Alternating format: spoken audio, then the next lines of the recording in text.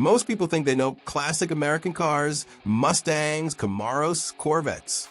But what if I told you there are incredible machines from America's past that you've probably never even heard of? Today, I'm going to show you 10 rare American classics that combine fascinating history, bold engineering, and performance you won't believe. Let's get started. In this video, you'll not only discover cars you've likely never seen, but you'll also hear their stories. How they were built, the technology inside them, and why they disappeared into history. By the end, you'll be able to talk about these rare legends like a true car expert. Studebaker Avanti, 1962 to 63. The Avanti was Studebaker's bold attempt to save the company. Designed by the legendary Raymond Loewy team in just 40 days, the car looked like nothing else on the road in the early 60s. It had a sleek fiberglass body, a supercharged 289 cubic inch V8 producing up to 290 horsepower, and it broke 29 speed records at Bonneville, reaching speeds over 170 miles per hour. Only about 5,800 were built before Studebaker shut down production, which makes surviving examples incredibly rare today. Muntz Jet, 1949 to 54. The Muntz Jet came from Earl Madme Muntz, a flamboyant businessman who built one of America's first true personal luxury cars. Each was hand-built, stretched to seat 4 adults, and came with Cadillac or Lincoln V8 engines delivering up to 160 horsepower. It also featured innovations way ahead of its time: padded dashboards, seat belts as standard, and even a removable fiberglass top. With only 198 units produced, the Jet was a financial disaster, but a technological pioneer. Today, collectors pay well over $100,000 for one. Dual Ghia, 1956 to 58. This car was pure Hollywood glamour. The Dual Ghia combined Dodge's big American V8s with handcrafted Italian bodies by Ghia. Only 117 were ever produced, and fewer than 32 survive. Under the hood sat a Dodge 315 cubic inch Hemi V8, producing around 230 horsepower. But the real story is who drove them: Frank Sinatra, Dean Martin, and even Richard Nixon.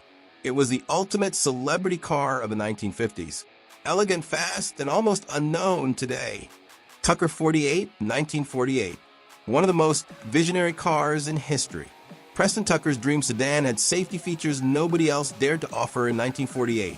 A padded crash compartment, pop-out windshield, and the famous third headlight that turned with the steering wheel. Power came from a rear-mounted 334 CI flat-six engine adapted from a helicopter, producing about 166 horsepower. Only 51 were ever built before Tucker was shut down under government pressure and lawsuits. Today, each surviving Tucker is worth several $1 million. 1960 Corvette Fuelie Camerati Racer. This is not your average Corvette. The Camerati team built a handful of lightweight fuel-injected Corvette racers to take on endurance events like Le Mans and Sebring.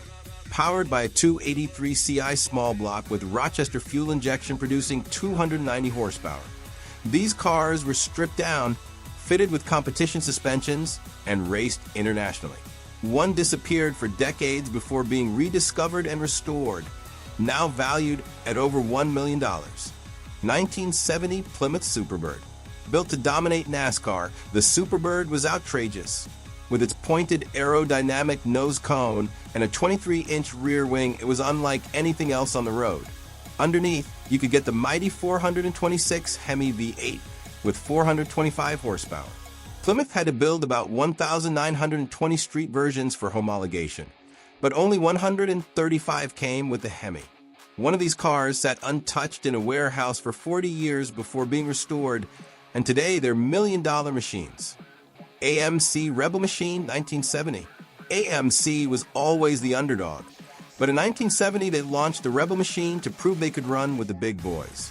With its wild red, white, and blue paint job and a 390 CI V8 pushing 340 horsepower, it surprised everyone at the drag strip.